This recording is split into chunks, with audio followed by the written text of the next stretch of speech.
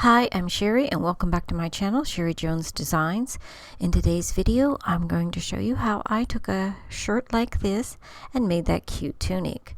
First thing we're going to do is measure halfway in between the shoulder of the sleeve, and we're going to mark the center, and then we're going to transfer that measurement to the other shoulder so that both of our sides match. And this is going to be the top of the bodice front piece that we're going to be cutting out.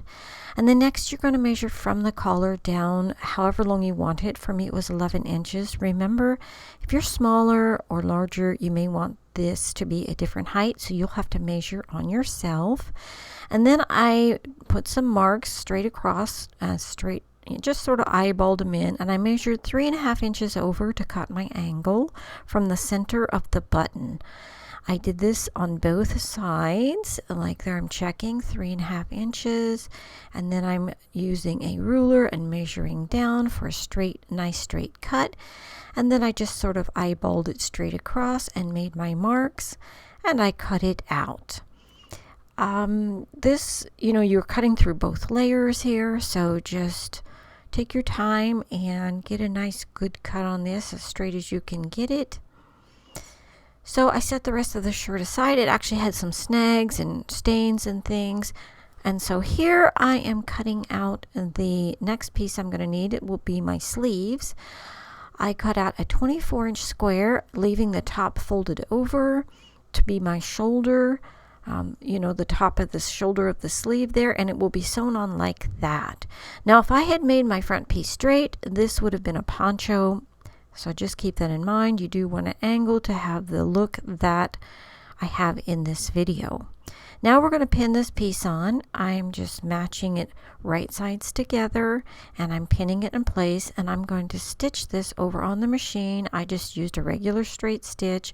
You could use, whatever you like. You could use a serger and finish these pieces like that as well.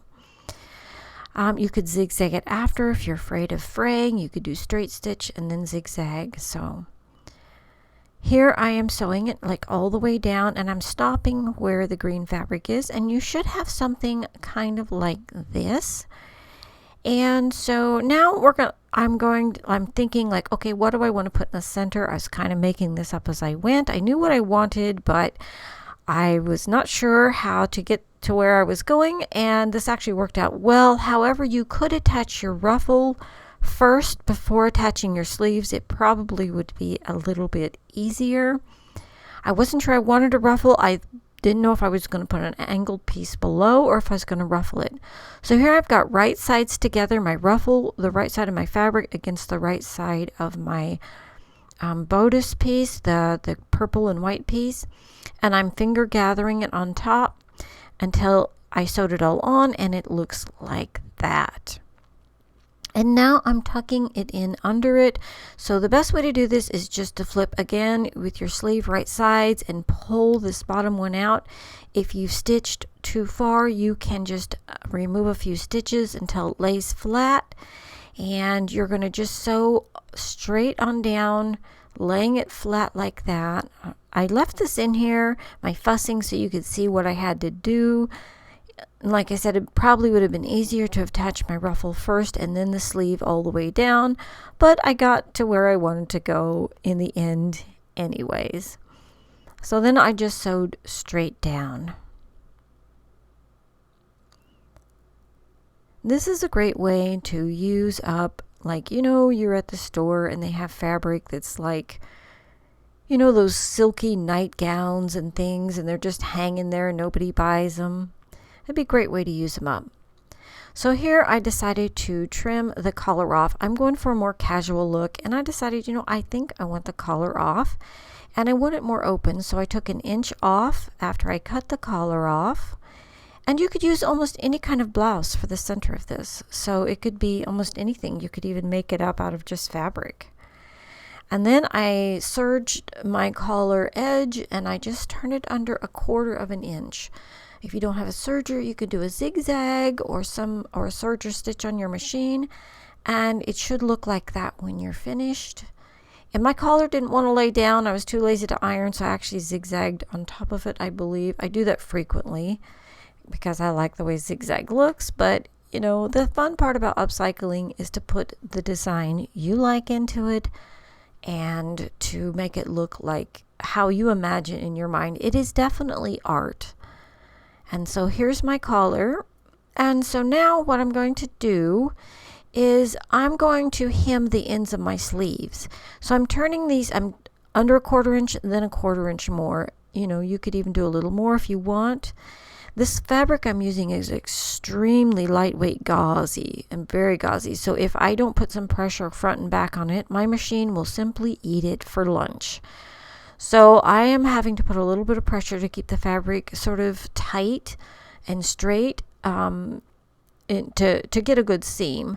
So I have had people tell me, don't pull it through the machine. I'm pulling on both sides. So I'm keeping it tight and flat, and I get a much better seam. I've been sewing for a long, long time, and when I get certain fabrics in the machine, I kind of know what I need to do. So now I'm going to measure my waist out. You make sure you center it, and this will be different for you than it would be for me. So definitely make sure you have as much room as you want in your waist, and then give yourself a little bit of a seam allowance and make your mark on each side, because now we're going to do the angle of our sleeve cut. And I measured down about 13 or 14 inches. It's basically the same length as that bodice piece. And so I'm just, you know, and then I'm going to make this angled.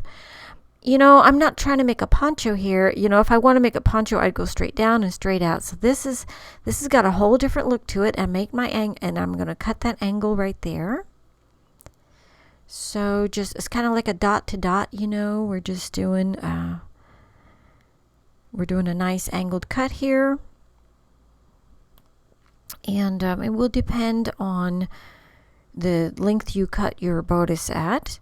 And then I folded it over to make sure that it matched, so that both of my sleeves are the same. So I do recommend that you do fold it over and make sure that they are the same. And now I'm going to sew my sleeve. That angle cut, I sewed it all the way down, and then I turned it inside out, and this is what you should have, something that looks a little bit like that. And so now we're going to gather this sleeve, and we want this to fit. You know, we want it, I don't know your size. I'm showing you how to make it to fit me so you can make it to fit you. So I'm measuring my wrist here. I'm leaving, and I want my sleeve to be kind of gappy and open. I don't want it tight. So I left a little extra also to overlap my elastic to sew it, because I'm going to do a sew in place elastic. And it's a little bit tricky on such a big sleeve, but I don't want to do a casing. So here I am. I'm just folding it in half, and I'm marking my midpoint. So just take some chalk or something and mark that midpoint, and that is going to match the middle point of the upper part of the sleeve where we had it folded over. It will end up being there. So then you have it in your machine, and whatever pressure you put on the very front of your elastic, when you pull on it, you have to pull on the back or it will slip out from under your machine. It's kind of tricky to do it first if you've never done this, but basically I'm going to match my elastic to where it needs to be in the middle of the sleeve and at the front, and then I'm just going to tuck and gather everything in place and pull on the elastic a little bit so that I get a really nice gather, and it's got an even look. And the reason you fold it in half is so that you get an even elastic all the way around. And if your shirt is bunching up as you go, just keep flipping it over, the sleeve over, and you will get a really cute little nice, really nice gather without that much work. Like, I didn't have to make a casing, I didn't have to use a special tool. I just gathered and pulled until it was exactly like I wanted.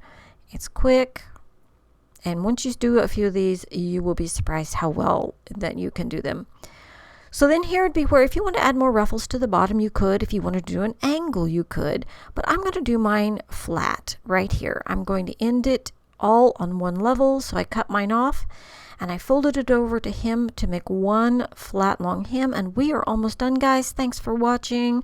There's Discord, it's in the section description down below, and thanks for watching. Until next time, happy sewing.